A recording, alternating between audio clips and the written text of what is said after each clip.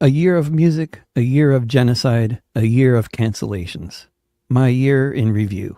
You can find this in both written and podcast forms on Substack, on Patreon, at davidrovics.com/thisweek, and in podcast form if you look up This Week with David Rovics, wherever you get your podcasts. I'm inclined not to dwell on the sordid subject, but it's the end of December, when it appears that everybody is writing a year in review of one sort or another. And when I think of my year in review, on a personal/career level at least, what stands out in particular are cancellations, restrictions, and deletions, both IRL and online. It was also a year of many other things, to be sure. It was a year full of watching a genocide in real time committed by Israelis and live-streamed by their Palestinian targets. It was another year of spending most of my time at home, taking children to school, hanging out in the park with them afterwards, and having all sorts of lovely domestic experiences in between consuming news of the apocalypse and writing and recording songs and podcasts about it. It was a year that involved a bunch of different tours in different parts of the world, as has long been a common feature of life for me. Kamala and I did a little bit of touring in the US and Canada, and a lot more touring in Britain, Australia, and Scandinavia. It was also another year when certain people try to get my gigs canceled, and this is unfortunately not new. What has changed markedly over the past year, however, are the scale of these efforts and how broadly they've expanded. In what will probably inappropriately be the last song I write this year, Cancelled, I go through a laundry list of obstacles that have been thrown in my way in 2024.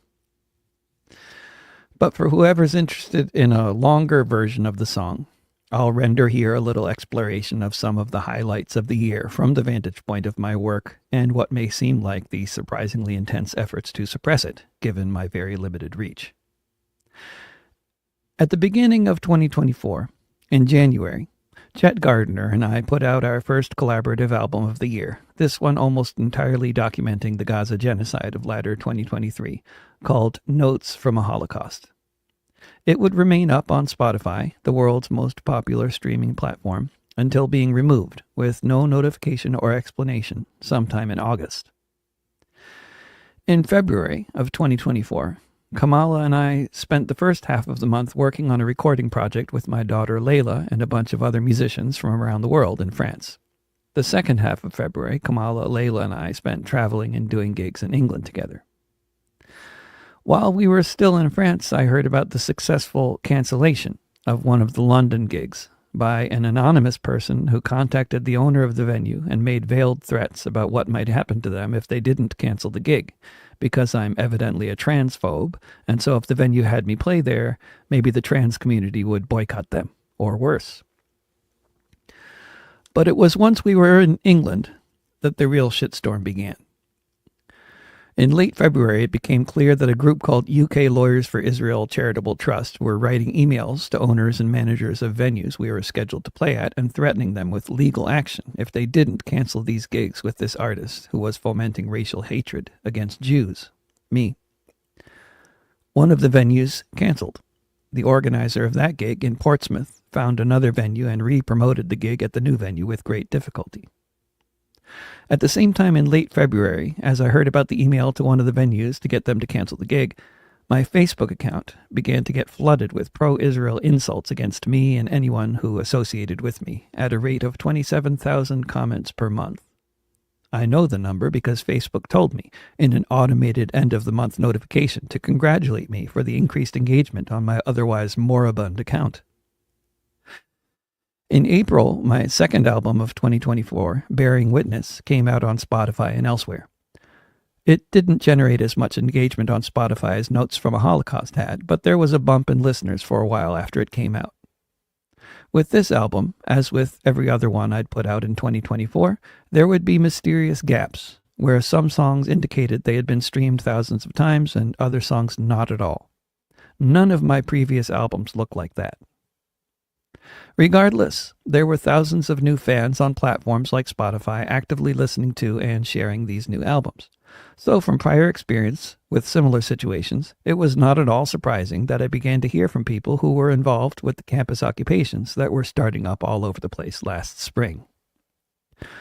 On the one occasion I was invited to sing at a campus occupation in the U.S., the invitation was rescinded while I was heading towards the campus on the basis of me being a fascist platforming anti-Semite somehow, even after writing all these songs that would seem to indicate someone who viscerally and obviously opposes fascism and shows no signs of Jew-hating.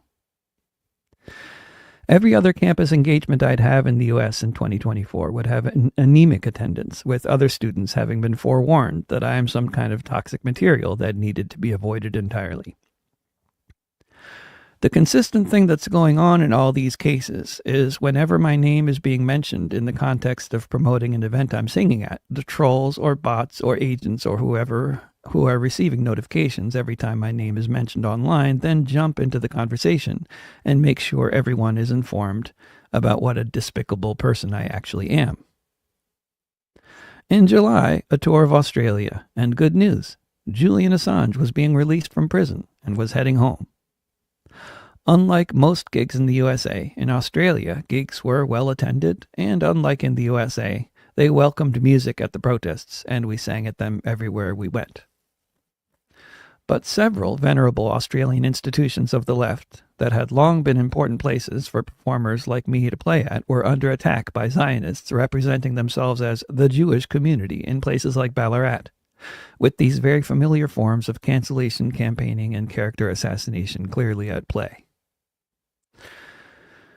During our travels in Australia, we listened to the audiobook rendition of Invisible Rulers by Renee DiResta, which was a very useful lowdown on the state of affairs with regards to what DiResta calls the collision of the propaganda machine with the rumor mill. Even people educated on the ways of troll farms, however, are liable to be adversely impacted by them in so many ways. And the many who don't really have any idea what level of automated sophistication we're up against are truly left in the dark.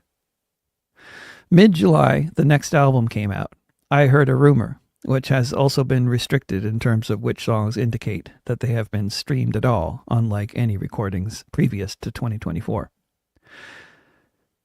In August, Kamala and I were in Chicago for the DNC protests. None of them had live music that had anything to do with the issues at hand, and none of the protest organizers ever responded to either of us when asked if they wanted music at the protests. Music doesn't happen at protests in the USA anymore, basically, unless it's a Trump rally. Then came word at the end of August that Sarah Wilkinson had been brutally arrested in England on the basis of having violated Section 12 of the UK's Terrorism Act of 2000. It seems to have been sometime around then that Notes from a Holocaust was disappeared from Spotify, possibly for violating the same law. In September, I discovered that the platform I had been using for years to send text messages to multiple recipients, Twilio, was no longer working. I got in touch with them, and this began a months-long odyssey of being told there was one more thing I needed to do in order to be officially re-registered for using the service, but no matter which final step I completed, there was always another one. To date, I still can't use the service. By September, it also became inescapably obvious that it wasn't just that Facebook was suppressing political content, but my Facebook account was seriously restricted. If you look for the account status, it won't say it's restricted, but it behaves the same way as other accounts that are restricted. I am unable to use the invite feature to invite people to Facebook events, putting a serious damper on the daily usefulness of this still very major platform to help promote my gigs. In late September, a venue I've played at a dozen times over the past 2 decades or so in Victoria, BC, canceled a scheduled concert there last minute on completely ridiculous grounds. The Palestine connection was obvious, though this cancellation may or may not have been related to the campaigning against me in particular.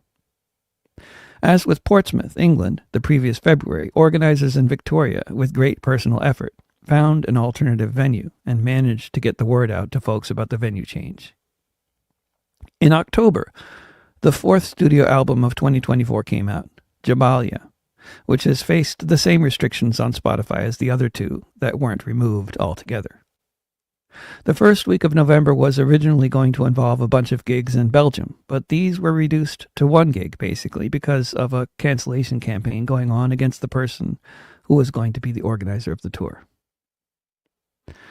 Gigs we then had in Scandinavia went okay, but many had smaller crowds than they normally would have. There are always many possible explanations for this phenomenon, but I'm sure restrictions to my Facebook account played a role, and I'm pretty sure the cancellation campaigning around my name online plays a role as well, even there. One indication of that phenomenon at work in Scandinavia was the unexpected cancellation of our gig in Gothenburg. It did end up happening, in a different venue, the Gaza encampment at the university, the last in Europe, which was ended by the authorities there a week later. Originally, however, it was to happen at the Syndicalist Forum. Then the Syndicalist Forum was informed by the usual trolls, about whom they were warned in advance, that I'm a bad guy. Unusually for Scandinavian leftists, they believed this nonsense and then cancelled the gig last minute with no offer to compensate me for my losses. An altogether un-Scandinavian occurrence, and I suspect there's an American involved, but whatever, a gig cancellation resulting from online trolling happened in Scandinavia too, for the first time, in November 2024. When that show happened during the last few days of one of the longest standing Gaza solidarity encampments on a college campus anywhere, the folks at the encampment had also heard I was an anti-Semite. They, however, were mainly Arab, and as such they reacted the way every Arab I've ever met reacts when they hear about a Jew being accused of anti-Semitism. What? How does that even work? This reaction tends to put an end to the efforts the cancellation campaigners are engaged in, though it may have an adverse effect on publicity. While Kamala and I were traveling through Scandinavia, we also listened to an audiobook. This time, Betty Metzger's book, The Burglary, about the Citizens Commission to investigate the FBI and their raid on the FBI offices in Media, Pennsylvania in 1971 that revealed COINTELPRO to the world. As with Invisible Rulers, The Burglary represented some useful hours spent listening and talking and thinking about the sorts of infiltration, dirty tricks, and disinformation the FBI has been engaged in on such a massive scale, mainly targeting the American left, since its inception as a secret police agency. Both books provoked a lot of thought and discussion about how I'm being targeted by what appear to be the same sorts of troll farms DeResta describes, and the same sorts of underhanded tactics aimed at character assassination long practiced by the FBI that Metzger illuminated. At the beginning of December, I learned that the QR codes I had used for printing lots of stickers related to Gaza no longer functioned. And contrary to what the QR Code Corporation claimed on their website, even with a paid account, I was told the codes could not be resuscitated. At the beginning of December, I also received my personalized version of hashtag Spotify Wrapped, like all the other artists and listeners on the platform do. In all the detailed accounting of how many times different albums were streamed in 2024, who listened to them, how often they shared them, etc., notes from a Holocaust had been disappeared from existence, not even registering in the end-of-the-year statistics, as if it had never been there, despite having been the album that was most listened to of the ones that came out in 2024. Spotify has a beta feature where you can pick a particular track for them to insert into people's song recommendations more often. You make even less money on that one, but it gets heard more. It's payola, as they once would have called it, but I somehow got signed up for this program, and there seems to be no way to get off of it once you're in it. So I pick a song or two for extra play every month, and every month for most of 2024, it was Famine and Disease, about the UN's prediction that this was where Gaza was heading if things went as badly as they were going in November 2023. Things went that badly, as many predicted they would, and now the UN is just on the cusp of declaring the north of Gaza to be in an actual state of famine. The studio recording of Famine and Disease that many people heard on Spotify in 2024, however, no longer exists. Just the famine itself. Happy New Year to you, too.